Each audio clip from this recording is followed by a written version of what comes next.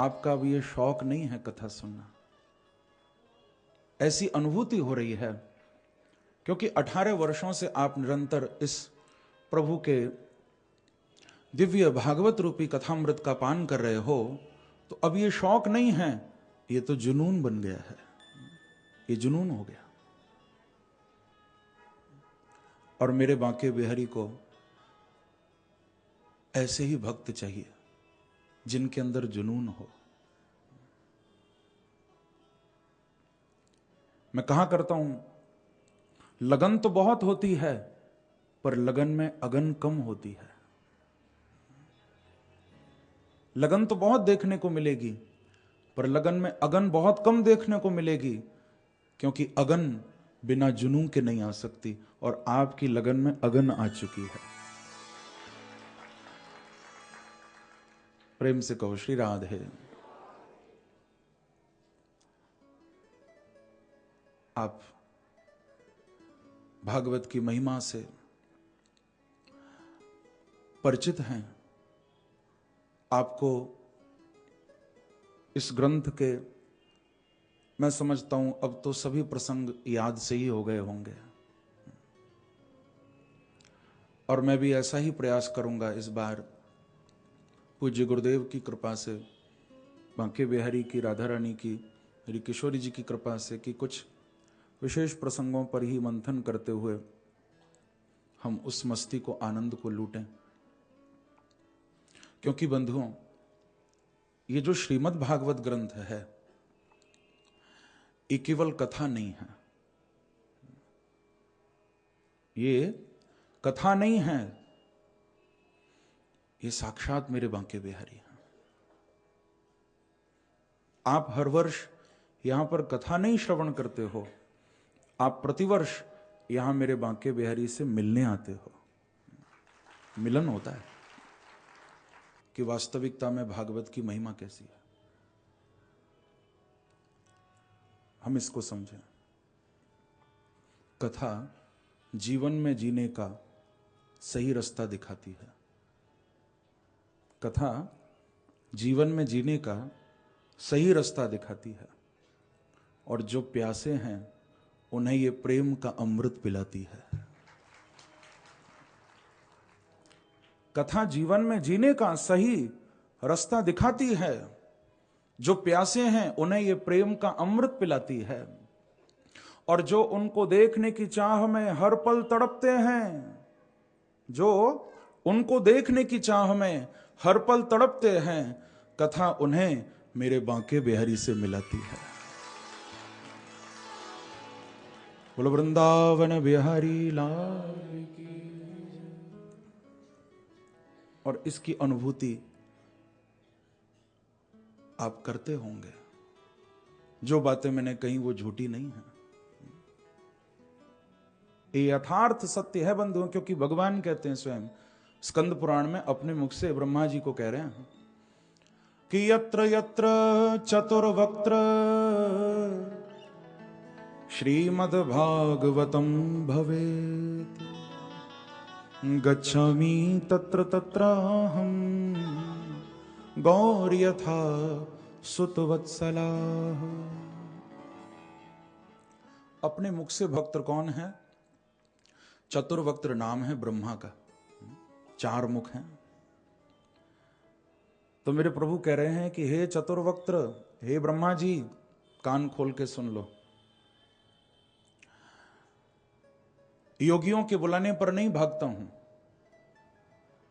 ध्यानियों के, ज्ञानियों के बुलाने पर नहीं भागता हूं, पैसे वालों के बुलाने पर नहीं भागता हूं, किसी राजा महाराजा के बुलाने पर नहीं भागता हूं।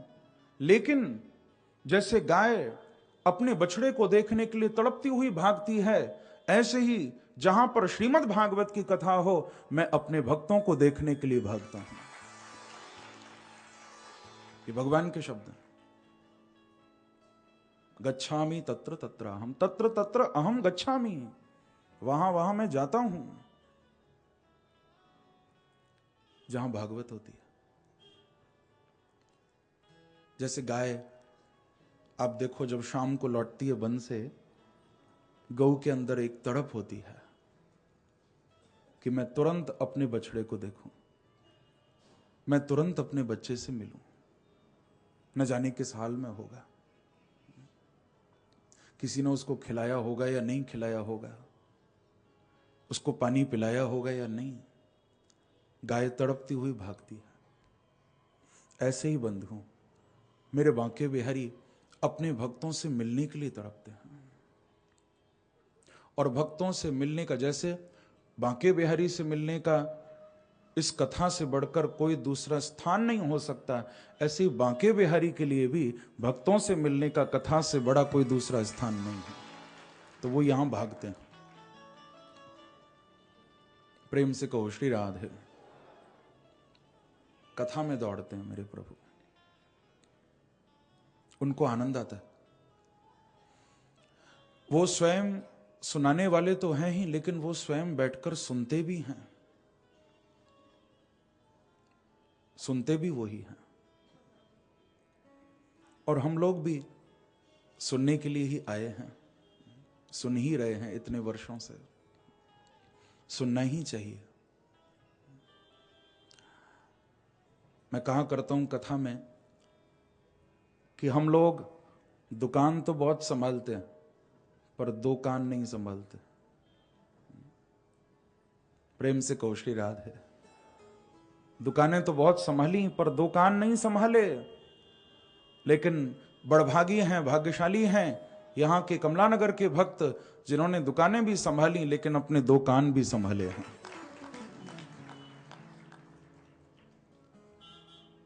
क्योंकि नीतिकारों ने कहा कि हस्तस्याभूषणम दानम सत्यम कंठस्य भूषणम श्रोतस्याभूषणम शास्त्रम तो भूषणे किम प्रयोजनम। जिसके कानों ने शास्त्र को ग्रहण कर लिया, जिसके कानों ने भगवान के नाम को, भगवान की कथा को ग्रहण कर लिया, उसके कानों को आभूषणों की आवश्यकता नहीं। जिसके कानों में प्रभु की कथा जा रही है, प्रभु का नाम जा रहा है, यही सबसे बड़ा आभूषण है। आप लोग कहोगे कि फिर मैंने क्यों पहन रखा है? प्रेम से कहो श्री राधे। ये कोई आभूषण नहीं पहने हैं मैंने, इनको मैं उतार भी नहीं सकता हूं, क्योंकि ये मेरी पूज्य दादी ने पहनवाए थे मुझे, मेरी अम्मा, उनका भाव था, तो उनकी निशानी पहन रखी है। वास्तविकता में कानों को किसी आभूषण की जरूरत नहीं है। सबसे बड़ा आभूषण प्रभु का नाम, प्रभु की कथा। ये यदि हमारे कानों में जा रही है तो भगवान की बहुत बड़ी कृपा है। क्योंकि ध्यान रखना बंधुओं, जो यहां से अंदर जाता है वो तो मल द्वार से निकल जाता है।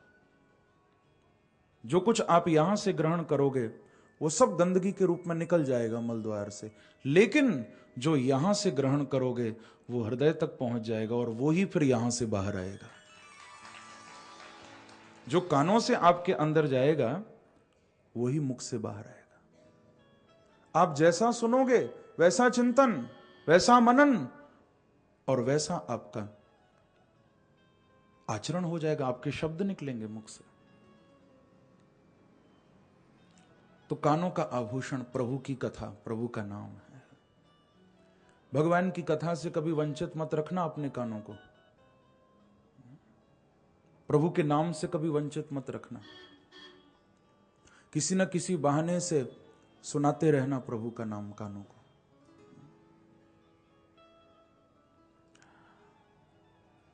तो हम बड़े भाग्यशाली हैं जो भागवत की कथा श्रवण करने के लिए विराजे हैं, और श्रवण करने के लिए विराजे हैं,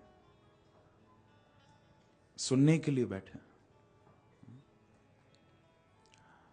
सुनना भी कोई बहुत सरल काम नहीं है। आज कौन किसकी सुन रहा है? कोई सुनने को तैयार है? आज सुनाने को सब तैयार हैं, सुनने को कोई नहीं तैयार। ये भी बड़ी कृपा है जो 4 घंटे हम सुन रहे हैं। घर में तो किसी की नहीं सुनते।